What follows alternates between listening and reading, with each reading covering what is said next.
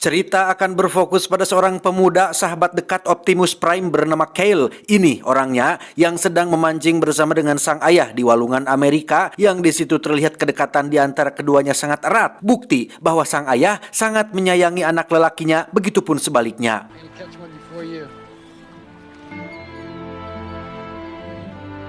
Di tengah perjalanan pulang, sang ayah menelepon ibu untuk segera menanak nasi karena mereka berdua berhasil menangkap ikan jenis balanak segar untuk mereka bertiga makan malam nanti, di mana kehangatan, kedamaian, dan kebahagiaan keluarga kecil ini harus pupus tatkala terjadi musibah mengerikan saat mobil yang Kel dan ayahnya tumpangi mengalami kecelakaan dan sang ayah harus tewas dalam insiden tragis tersebut.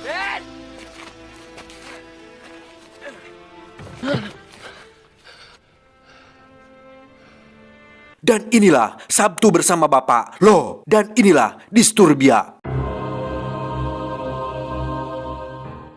1 tahun kemudian kita akan diperkenalkan pada teman dekat Kelly yang bernama Roni, tidak pakai siahaan, sedang melakukan demonstrasi bahasa Spanyol yang cukup membuat gelak tawa bagi sebahagian teman-teman sekelasnya, di mana Kel sendiri nampak sedang tertidur pulas tepat saat jam pelajaran berlangsung, sehingga bapak guru merasa perlu untuk membaledognya, atau membaledog itu artinya melempar menggunakan penghapus, yang karena Kel tidak mengerjakan PR, tidak ngabandungan pelajaran, tidak ngabandungan itu tidak memperhatikan pelajaran, tidak mengerti apa yang baru saja disampaikan, bapak guru pun menyebut Kel sebagai murid yang pemalas dan membawa-bawa nama almarhum ayahnya dalam masalah ini, sehingga Kel yang masih belum bisa melupakan kejadian waktu itu pun sontak naik pitam dan membogem bapak gurunya sendiri.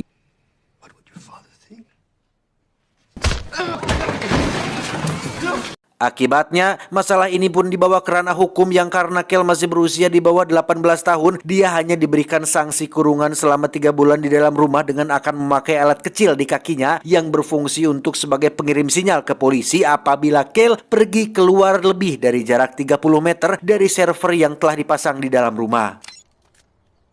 Okay, you're all set to go. No, you unplug it, but please come immediately. Setiap hari selama 1 minggu pertama, kerjaan Kel di rumah hanya main game, menonton televisi, ngaloco, ngemil, hulang-hulang tidak jelas, dan serangkaian aktivitas madesu lainnya yang membuat si ibu menjadi resah, hingga beliau menghentikan langganan Netflix-nya, musiknya, serta video gamenya, hingga membuat Kel kebingungan sendiri dibuatnya. Trash TV? Huh?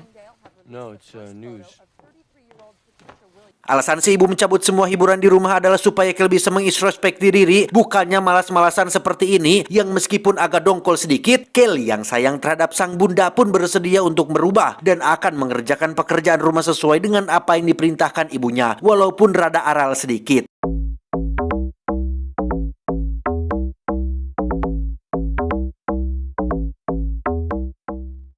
Suatu hari di pagi hari yang cerah, Kel dibangunkan oleh suara ramai di luar yang ternyata dia akan mendapatkan tetangga baru dari luar kota yang di situ ada sosok remaja wanita yang mungkin masih seusianya. Kel tiba-tiba dikejutkan oleh suara bel sehingga dia segera pergi ke depan dan... Ya, 2 bocah bader sengaja menjahili Kel dengan meletakkan gogok di depan pintu rumahnya karena sudah tahu jika Kel tidak akan bisa membalas dan pergi jauh dari rumahnya. Namun Kel yang kesal pun nekat lari keluar sejauh lebih dari 30 meter sehingga ketika alat pada kakinya berubah warna, Kel segera kembali ke rumah supaya tidak timbul masalah. Shit! Turn green! Come on! Turn green, I'm in! Turn green! Come on! Yes! Yes! Pada akhirnya, tetap saja muncul petugas yang datang untuk memeriksa, di mana saat Kel sedang ditiarapkan, di situ dia sempat melihat wajah dari gadis tetangga yang ternyata masih muda dan cantik dan cocok untuk dijadikan target bahan di kamar mandinya. Terkena SP1, Kel yang tidak ingin kejadian ini terulang lagi pun membuat parameter sendiri untuk melihat sampai mana sih batas aman untuk dirinya bisa berkeliaran, yang secara kebetulan muncul mobil si gadis tetangga yang membuat Kel langsung masuk ke dalam rumah dan memutuskan untuk mengintipnya dari balik jendela tepat saat si gadis sedang ganti baju di kamarnya.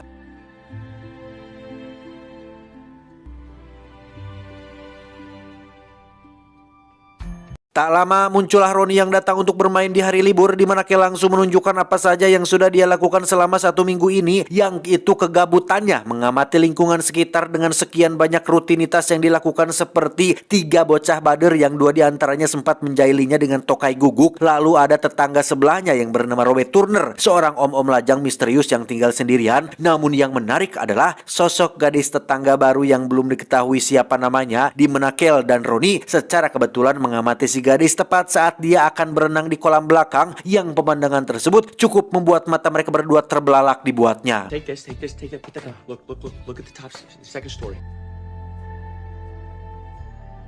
Suatu hari Kel terlihat sedang kesulitan mengambil surat di kotak pos depan rumahnya, di mana si gadis tetangga tiba-tiba muncul untuk membantu, yang pada akhirnya diketahuilah jika gadis ini bernama Ashley, seorang siswi kelas 2 yang kebetulan baru pindah sekolah ke sekolah tempat Kel bersekolah-sekolah.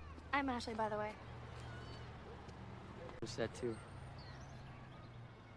Suatu malam, Kel dan ibu terlihat sedang menonton televisi yang kebetulan sedang menyiarkan sebuah berita kejahatan mengenai hilangnya seorang gadis yang terakhir terlihat dibawa oleh sebuah mobil merek Mustang dengan ciri-ciri tanda penyok di sebelah kiri, di mana perhatian Kel langsung teralihkan oleh kepulangan Ashley, sehingga Kel langsung masuk ke kamar tidur dan mengamati Ashley menggunakan teropongnya sampai dia tertidur pulas.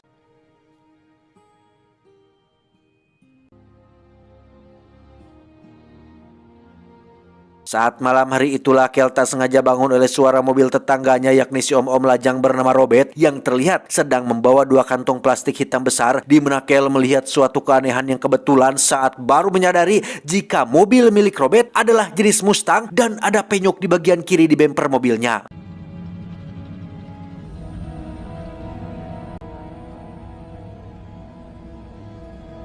Keesokan paginya, kabar tentang gadis hilang pun dicetak pada koran, pertanda bahwa kasus ini adalah kasus serius yang sudah sering terulang dan pelakunya masih belum tertangkap. Yang karena gabut dan tidak punya kesibukan, Kel pun menjadi agak penasaran dengan ciri-ciri si pelaku yang sama persis dengan apa yang dilihatnya dari si Om Robert Turner, sehingga Kel pun nekat mengintip beliau dari balik pagar kayu untuk memastikan kecurigaannya terhadap si Om tersebut.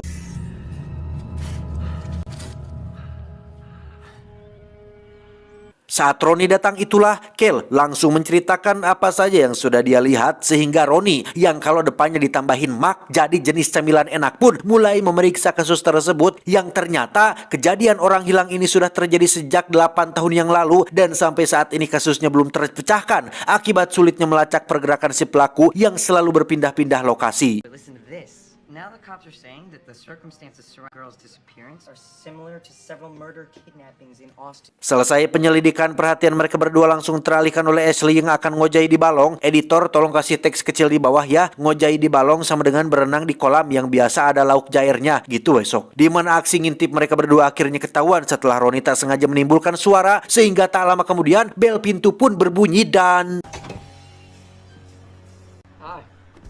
ya, Ashley datang ke sini setelah tak bisa masuk ke dalam rumah karena pintunya yang terkunci dari dalam, di mana Ashley nyelonong masuk begitu saja untuk ikut numpang calik sebentar, yang ketika dia menemukan seonggok teropong di dekat jendela, Kel langsung panik mau jawab apa, sehingga Roni pun dengan gercep langsung masuk dengan mengatakan bahwa teropong tersebut digunakan untuk memata-matai seorang om-om bernama Robert Turner yang dicurigai sebagai pelaku atas penculikan gadis-gadis yang hilang. Yeah. Exhibit A, Robert Turner. Oh. Yeah, I've seen him, so. So, Pada akhirnya, Ashley pun tertarik untuk ikut dalam investigasi ini, di mana pada malam harinya dia datang lagi ke sini untuk melanjutkan pengamatan terhadap Robert Turner yang kebetulan baru saja pulang membawa seorang gadis dari sebuah klub. Curiga bahwa wanita tersebut akan kenapa-napa, mereka berdua terus mengamati aktivitas mereka sampai larut malam. There's a club girl for you. how can you tell? Dan ya, mereka berdua akhirnya mendapatkan sesuatu yang menarik perhatian ketika Robert memegangi sebuah pisau dan perlahan mendekati si gadis dari belakang dan...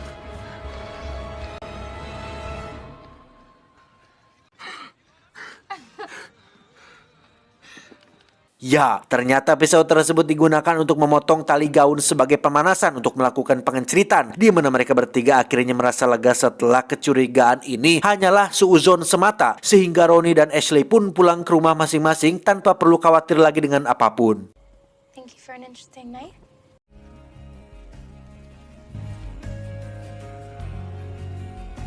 Setelah mengantarkan Ashley sampai ke halaman rumah, Kel pun kembali ke kamar dan iseng melanjutkan pengamatan sendirian. Yang alangkah terkejutnya Kel saat melihat Robert nampak meringkus si wanita dari belakang, di mana Kel langsung kepanikan hingga tak sengaja menekan tombol flash yang membuat dia akhirnya ketahuan.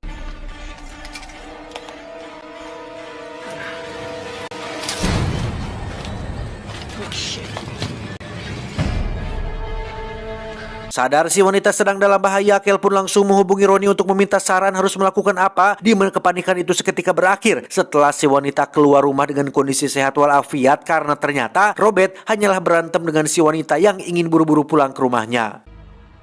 Talk to me, man. Sure, Dad. Just leave the house.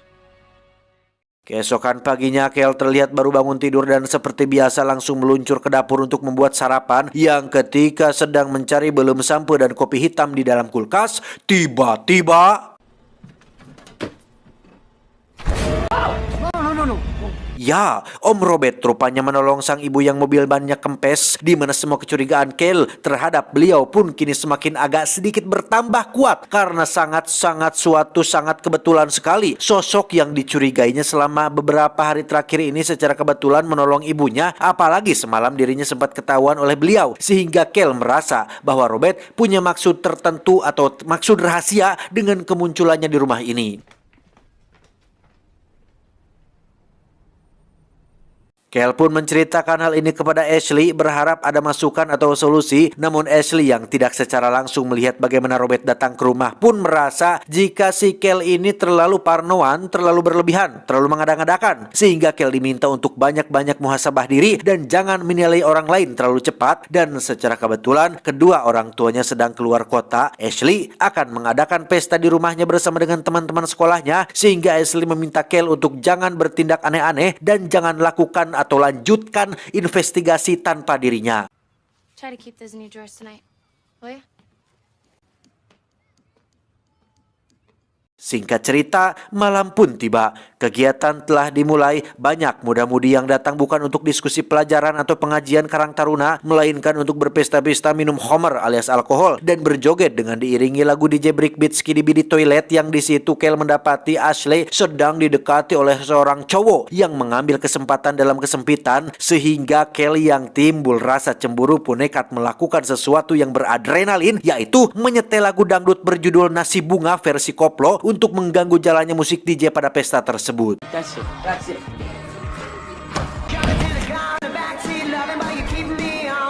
Tak lama Ashley pun datang untuk memantikan musiknya, di mana terjadi sedikit perdebatan ketika Kel dengan jujur mengatakan bahwa dia memang cemburu dan tak rela jika Ashley dipegang-pegang, ditoel-toel oleh seseorang yang bukan muhrimnya. Sehingga Ashley akhirnya sadar jika sejak kepindahannya ke sini, Kel selalu memata-matainya secara diam-diam, yang di situ Kel langsung membela diri dengan mengatakan bahwa aktivitas mengintipnya bukan didasari oleh rasa sange, melainkan hanya sekedar kagum melihat kecantikan dan kelembutan Ashley, sehingga sungguh di luar dugaan Ashley justru malah suka dengan hal itu dan langsung terjadi patuk-mematuk yang cukup membagongkan. Tak lama mereka berdua pun dikejutkan oleh suara Robert yang sedang menyeret sesuatu yang ternyata ada seonggok plastik berukuran besar sedang dibawa menuju ke dalam garasi, di mana plastik tersebut terdapat bercak merah seperti darah, sehingga timbul kecurigaan jika yang ada di dalam kantong plastik tersebut adalah jasad manusia yang sudah dibunuh oleh si Robert ini. What'd you see? Red smears. Blood? Alhasil, keesokan paginya Ronnie ditugaskan untuk masuk ke dalam garasi, sementara Ashley bertugas untuk mengikuti Robert yang kebetulan sedang belanja sekop di Yulimart. Karena pintu garasinya terkunci, Ronnie terpaksa harus membobol mobil lain milik Robert yang kebetulan sedang diparkir di luar, di mana Ronnie berhasil mendapatkan kunci remote pembuka pintu garasinya, yang karena waktunya tidak memungkinkan kalau untuk masuk sekarang, Kel hanya meminta Ronnie menyebutkan kode nomornya supaya mereka bisa masuk lain kali ke dalam garasinya saat Robert sedang tidur. Open, give me the code right now. No, Ronnie, don't do that. Don't do that, Ronnie. Hold on. Why did you say so? Why? Di saat bersamaan Ashley masih terlihat mengamati Robert dari kejauhan. Dari sekop yang dibelinya, semakin kuatlah kecurigaan mereka tentang Robert yang bermaksud untuk menguburkan jasad korbannya di suatu tempat, di mana Ashley mengalami sedikit trouble saat tak sengaja menabrak salah satu pengunjung yang membuatnya harus kehilangan Robert. Sehingga ketika Ashley sudah berada di dalam mobil dan bermaksud untuk mencarinya, tiba-tiba... Well, tell him to hurry. Ya, Robert pun masuk ke dalam mobil dan mengambil kuncinya, di mana beliau mengatakan bahwa dirinya bukanlah tipikal orang yang suka diikuti, diperhatikan, dan diamati dari kejauhan, sehingga Ashley hanya diminta untuk jangan lakukan ini lagi karena setiap orang punya privasi masing-masing dan memiliki batasan sendiri untuk tidak membiarkan orang lain terlalu ikut campur urusan dirinya. Tiba di rumah, Ashley berkata bahwa Robert sepertinya bukanlah seseorang yang seperti mereka sangka. Dia hanya risih dimata-matai dan ingin menikmati privasinya sendiri tanpa gangguan dari orang lain, sehingga Ashley yang sudah tidak sejalan pun memutuskan untuk menghentikan investigasi ini dan meminta mereka untuk berhenti juga. This is obviously not a cute little game anymore. This has gone way too far. Saat Ashley dan Ronnie sudah pulang itulah Kelly yang memang sejatinya gabut pun terus melanjutkan investigasi ini sampai-sampai berhasil mendapatkan cetak biru dari rumah yang Robert tempati saat ini, yang di situ dia menemukan adanya ruangan basement yang tersembunyi. Kelly juga memodifikasi kamera digitalnya supaya menjadi wireless. Yang tak lama muncullah Ronnie yang datang dengan raut wajah kepanikan karena ternyata ponsel miliknya tak sengaja tertinggal di dalam mobil milik Robert saat sedang melakukan pembobolan tadi siang. Dropped my phone in his car. Wait. I went home. It wasn't in my pockets. I must. Bermodalkan kamera digital yang sudah wireless dan walkie-talkie, Ronnie masuk ke dalam garasi Robert untuk mengambil kembali ponselnya yang tertinggal. Baru saja masuk, Ronnie sudah mencium adanya bau busuk yang menyeruak ke seluruh sudut garasi, bukti bahwa kecurigaan mereka sudah mendekati fakta yang sebenarnya. Namun tiba-tiba Ronnie nampak seperti melihat seseorang yang datang dan kamera mendadak mati yang membuat Kel menjadi panik sendiri.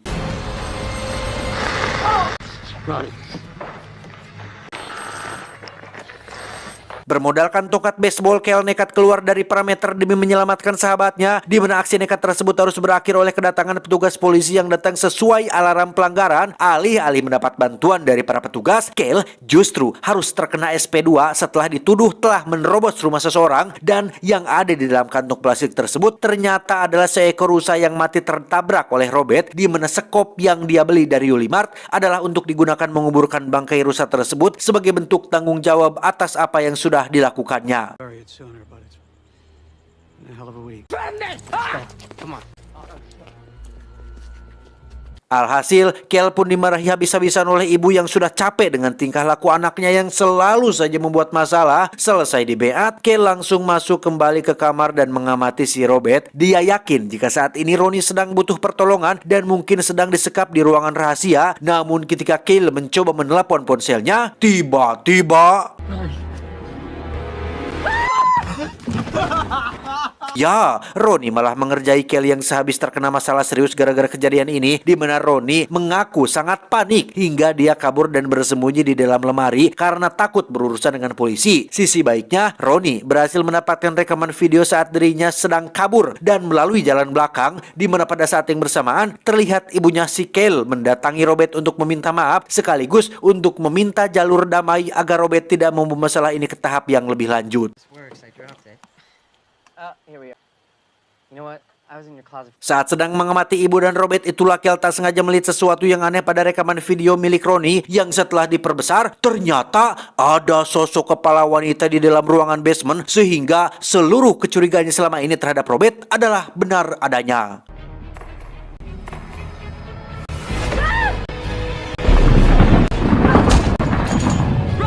Dan ya, Robert pun membanting kepala sang ibu ke dinding, kemudian mendatangi rumah ini dan langsung menghantam kepala si Ronnie hingga pingsan. Lantas terjadilah detik-detik beradrenalin saat Kel berusaha untuk keluar dari parameter supaya polisi bisa segera datang kemari.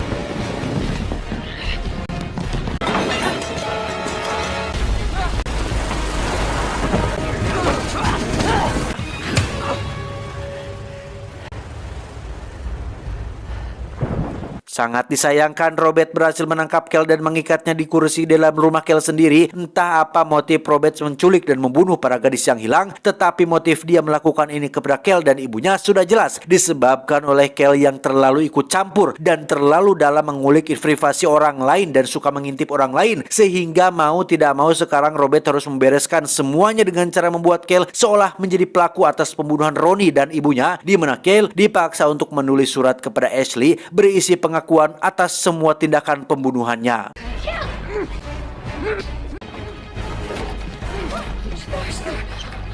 Dan ya, muncullah Ashley yang berhasil menolong Kale. Mereka berdua langsung masuk ke kamar dan menguncinya, tapi tiba-tiba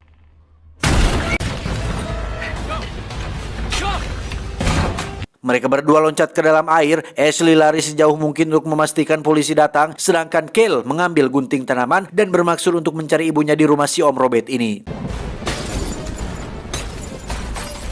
Tepat di saat bersamaan, si petugas polisi mendapati adanya laporan tentang pelanggaran yang lagi-lagi dilakukan oleh si Kale, sehingga beliau dengan senang hati akan langsung meluncur untuk menangkapnya. Sementara Kale terlihat masih sedang mencari pintu rahasia menuju ruangan basement, yang di situ dia justru tak sengaja menemukan seonggok jasad wanita yang sudah mengering tersembunyi di dalam sela-sela dinding kayu.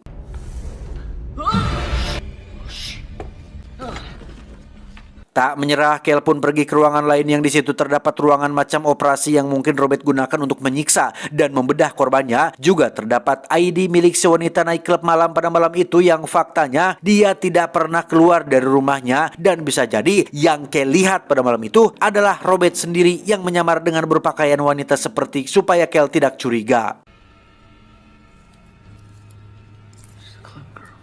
Di luar, si petugas terlihat baru saja tiba dan langsung masuk ke dalam rumah ini setelah Robert tidak menjawab panggilannya. Yang ketika si petugas sedang berjalan perlahan memeriksa area sekitar, tiba-tiba ya, satu polisi pun menjadi korban kengerian si Robert ini, di mana Kale sendiri turun ke dalam basement dengan lantai kayu tua yang sudah mulai lapuk sehingga Kale terjatuh ke dalam kubangan air yang khusus dijadikan pembuangan sisa-sisa jasad yang menjadi korbannya, di mana Kale akhirnya berhasil menemukan sang bunda yang tengah terikat menggantung. Tetapi Robert terlihat sudah berada tepat di belakangnya, hingga mereka berdua harus terlibat pertarungan yang cukup menegangkan.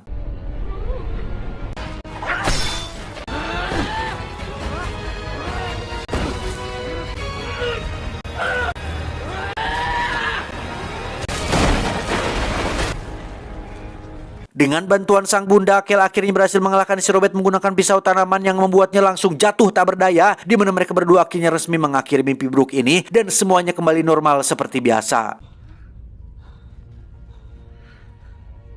Meski harus membayar sejumlah uang denda akibat pelanggaran yang dilakukan, semua itu tidak menjadi masalah setelah Kale memiliki pacar baru yang tiada lain adalah Ashley, di mana Ronnie sendiri masih hidup dan hanya mengalami cedera ringan pada wajahnya. Sedangkan untuk sang ibu, beliau akhirnya menikah dengan Ronnie, sehingga Kale akan punya ayah tiri yang merupakan temannya sendiri. Yang terakhir barusan agak-agak ada di film sih, cuman karangan saya doang. Jangan diambil serius ya. Tamat, ending yang cukup membagongkan.